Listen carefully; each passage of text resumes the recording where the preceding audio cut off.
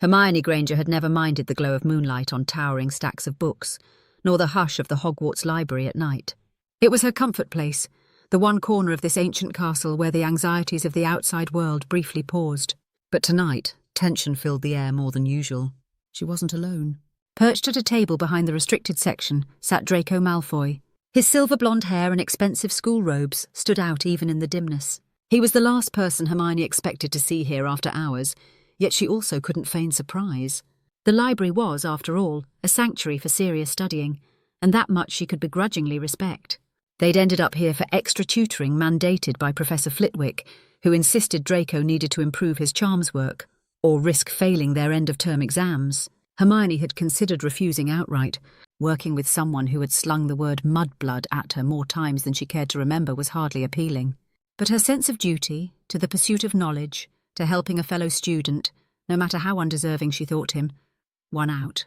And so, 3 nights a week, she found herself trapped in a makeshift alliance with Draco Malfoy, hidden among dusty tomes of advanced charms theory. They sat across from each other, quills scratching on parchment. The silence was thick, interrupted only by Draco's occasional sigh. It wasn't just academic difficulty that seemed to weigh on him. Hermione couldn't help but notice faint shadows under his eyes, as though he carried burdens far heavier than he let on. "May I see your notes?" Hermione asked, deciding that civility might speed up the night's work. When Draco reluctantly handed them over, she scanned the parchment. His penmanship was as pristine as the Malfoy name, but the content was muddled. "You're mixing up the wand movements for Egesto with the incantation for amplificare," she said quietly, tapping a line with her quill. He avoided her gaze, pretending to search for a different reference book. "I know," he muttered. I just don't have time to practice. Professor Flitwick keeps piling on remedial tasks." Hermione almost smiled at his reluctance to admit any shortcoming, but she refrained. Instead, she meticulously described how to tighten the wand arc for Egesto. Draco listened without cutting her off, a minor miracle. She felt a prickle of awareness that this was the first time they'd spent more than 3 minutes together without trading sarcastic barbs. An hour passed in companionable quiet, and though Draco had barely looked at her, Hermione's chest felt tight. She was working closely with someone who despised her background. The swirl of conflict in her mind seemed unending. She was only helping him academically, right? Yet some part of her found it interesting that Draco showed vulnerability. This was not the boy who sneered in potions class or strutted down the corridors with his cronies. This was a more subdued, almost troubled Draco. Lost in her thoughts, Hermione nearly jumped at the sound of the library doors creaking open. She glanced at Draco, who froze, then turned to see Ron Weasley stepping cautiously into the lamplit area. His face was a canvas of concern and confusion. He'd known Hermione had been assigned to tutor a struggling student, but had never guessed it was Draco. How could he? She hadn't mustered the courage to tell him. "Hermione?" Ron called softly, jogging over. The hostility in his eyes flared the moment they landed on Draco. "What's going on here?" "It's remedial tutoring," Hermione said, standing quickly. She could hardly meet Ron's eyes. "Professor Flitwick's orders. Draco needs help, and I volunteered, technically." Ron's ears turned pink. He was obviously torn between protesting Draco's presence and not wanting to upset Hermione. "All right," he said finally, shooting Draco a furious look. "But you shouldn't have to do this alone. I mean, what if he—" "Stop!" Hermione interrupted, face warming. "I'm perfectly fine. And it's a professor-sanctioned arrangement, Ron." Ron snorted but backed off. "Well, I just wanted to see if you were coming to the common room soon." She hesitated. Guilt pricked at her. She cared for Ron, of course she did. Lately, she'd even caught glimpses of something deeper than friendship in his eyes. Though he hadn't found the courage to verbalise it, she suspected he might be building up to asking her out, but she remained unsure if that was what she wanted. And now here she was, forging a fragile truce with Draco Malfoy of all people. The complexity knotted her stomach. Was she risking her friendship with Ron? Or maybe even something more? "I'll be done soon," she replied, keeping her tone neutral. Ron gave Draco one last glare before backing away. Once he was gone, the tension between them settled back in. For a moment, neither Hermione nor Draco spoke. Then Draco cleared his throat. "I can't say I'm enjoying having Weasley barge in on us." His attempt to sound condescending fell short, and a flicker of hurt darted across his face. "If you want to end these sessions, I'd understand." Hermione set her jaw. "No, I'm fulfilling a promise to Professor Flitwick. I don't quit just because it's uncomfortable." They returned to their studies, but now the unspoken lingered. Between them stood not only house rivalry and family prejudice, but the shadow of Ron's unspoken feelings too. She wondered if she was stepping into a larger mess than she'd bargained for. What was she risking by continuing? As she explained a complex wand pattern for the third time, Draco's fingers grazed hers while accepting the quill. They both froze. A spark tingled in Hermione's hand, an involuntary surge of emotion she had never expected to feel toward Draco Malfoy. She snatched her hand away, ignoring the electric bolt that shot through her. Let's move on to the practical demonstration, she said, clearing her throat, cheeks flushing.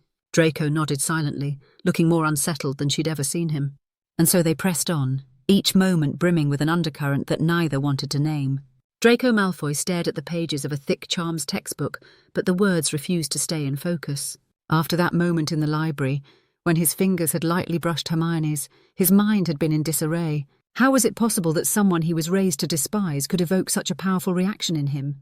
2 nights had passed since that charged incident, and he now lingered in the Slytherin common room's quiet corner, away from the chatter of his fellow housemates. The enchanted flames in the fireplace danced with emerald hues, but their flicker only highlighted Draco's inner turmoil. There was something about Hermione Granger, her quick wit, her unyielding moral compass, her ability to see through facades, that shook him. For the first time, he found himself questioning the truths he'd grown up with. Meanwhile, in the Gryffindor common room, Hermione sat curled in an armchair, pretending to read. In reality, her thoughts were light years away. Across from her, Ron and Harry played a half-hearted game of chess, but it was clear Ron's attention kept drifting toward Hermione. She could sense his concern, maybe even jealousy, and it weighed on her more than any final exam could. Her eyes trailed over the lines of a particularly dense passage about modifying wand techniques for advanced illusions. She should have been immersed in it. After all, if her mind was occupied with studying, there'd be no space for complicated emotions. But it didn't work. She couldn't erase the memory of that fleeting touch. Why did it linger so strongly? Ron abruptly cleared his throat, causing her to look up. "You all right?" he asked, voice soft. His eyes flickered with a mixture of worry and something else, something that hinted at deeper feelings. "I'm fine," she managed, forcing a tight smile. Her stomach twisted with guilt. She wished Ron would be forthright, so they could address whatever was happening between them one way or another, but he held back as always. And now, with her unexpected curiosity about Draco, she felt even more trapped. Yet when the next tutoring session arrived, Hermione braced herself. She set out for the library after curfew, the corridors still and the paintings whispering among themselves. Upon entering, she found Draco already there, hunched over his notes at a familiar table illuminated by a single lamp. "You're early," she remarked, setting down her stack of books. Her voice came out quieter than she intended. He shrugged, not looking up at first. "I wanted to review your notes before you got here." Finally, he raised his eyes. In the half-light, Hermione could see the vulnerability that flickered just behind the trademark Malfoy coolness. For a moment, neither spoke.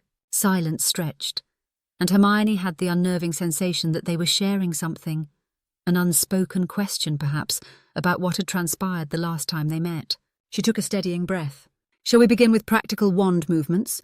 I noticed last time you had trouble combining a gesto and amplificar without tangling the incantations." Draco nodded curtly. "Fine. Show me." They moved into a small clearing between the shelves, practicing the spells carefully. Pages rustled each time they set a book aside. Their wand tips flashed with soft sparks, swirling around them in arcs of shimmering light. Occasionally, Draco would stumble, his concentration clearly fractured. Hermione, fighting her own racing heart, stepped behind him to guide his wrist. "Try moving your wand more fluidly here," she said, placing her hand lightly atop his. Their eyes met.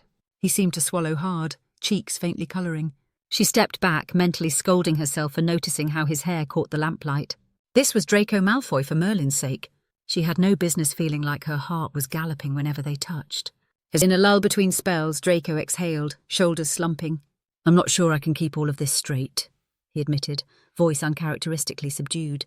"My father," he paused, frowning. "He expects perfection. Failure, especially in charms, would be humiliating.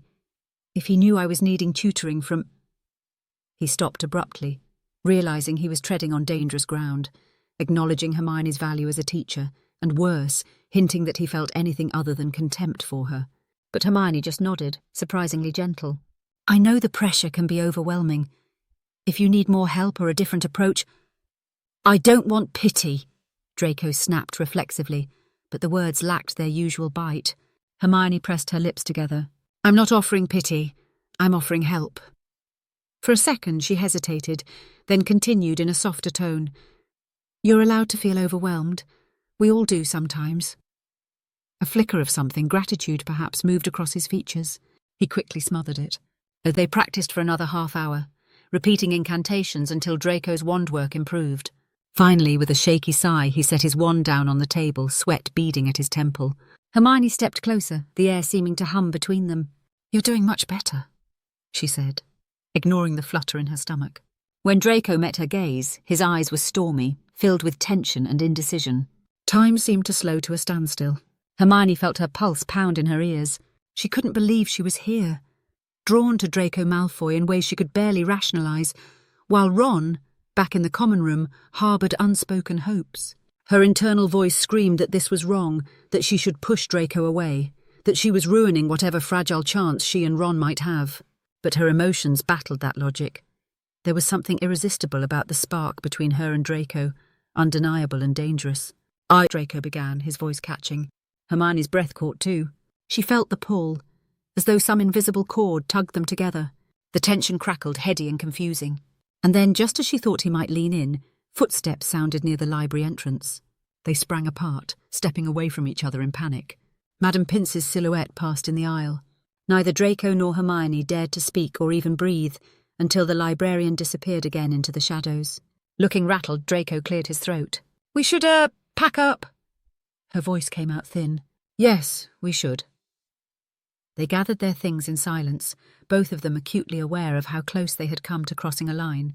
As Hermione left, the lingering warmth of Draco's presence felt like a ghost against her skin, a reminder that something between them had changed irrevocably, and she wasn't sure what to do about it. 3 days of awkward glances and restless nights passed before Hermione summoned the courage to face Draco Malfoy again. Part of her kept wishing for a simple solution.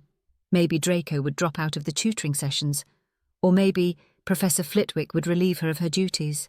Yet, the more she tried to avoid him, the more her thoughts circled back to that nearly electrifying moment in the library. She was also painfully aware of Ron's unspoken feelings. He hadn't overtly asked her on a date, but his longing stares and protectiveness spoke volumes. Guilt gnawed at her. By allowing herself to feel anything for Draco, wasn't she betraying Ron's hopes? And if Ron never actually confessed, did that mean she was free to pursue something else? The swirl of uncertainties made her dizzy. Despite the turmoil, Hermione knew she had to continue the sessions, partly for Draco's grades, partly because she couldn't deny the strange pull between them. So here she was, hurrying through the corridors under the flickering torchlight toward yet another late-night study meeting. When she entered the library, she found Draco in their usual corner, wand and notes neatly laid out. An enchanted lantern cast warm, dancing shadows on the bookshelves. Their eyes met, and for a second silence crackled. Hermione steeled herself, setting her things on the table. Shall we start with a recap? She asked quietly. Draco, looking uncharacteristically unsure of himself, nodded. Yes, let's. They fell into the familiar routine of reviewing incantations and wand movements. Yet tonight, every breath felt charged, every brush of fingers on parchment or accidental meeting of gazes sending sparks through the air. After an hour, Hermione paused to stretch her back. You're coming along well, she said. You've nearly mastered a gesto, and your amplificar is much more controlled. Draco offered a fleeting smile. Thanks, I appreciate the help. He hesitated, tapping his wand absently on the table. I know this must be strange for you, helping me, after everything. Hermione exhaled. It's strange for both of us. She didn't elaborate, but she sensed he understood. They weren't just talking about study sessions anymore. A flutter of motion drew their attention. Harry and Ron stood at the far edge of the library, having just arrived. Hermione's heart lurched. They must have decided to check on her again. She braced for a confrontation. Ron stormed over, jaw clenched. Still at it, I see, he said through gritted teeth, pointedly looking at Draco. Harry hung back, glancing between them with concern. Ron, please, Hermione began, standing up. But Ron's voice rose, though he struggled to keep it low enough not to alert Madame Pince. It's been days, Hermione. Can't you see what he's doing? He's taking advantage of your kindness. And for what? To humiliate you later? Hermione's cheeks burned. I'm perfectly capable of deciding who needs my help. Ron turned ruddy red, hurt flickering in his eyes. I just don't understand why you keep coming back to him. When...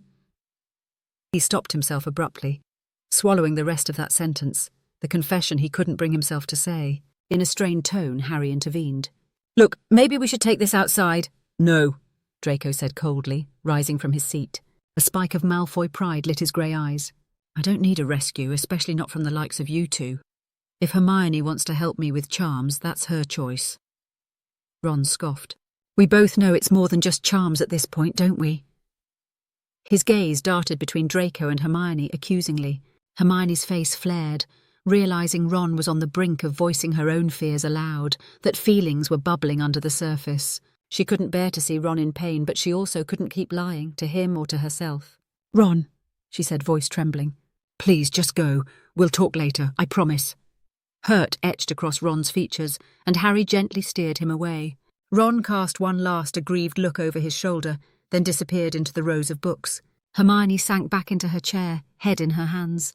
"I can't believe this," she whispered. "I feel like I'm tearing my friendship apart." Draco's voice held a note of unexpected sympathy. "He cares for you, obviously."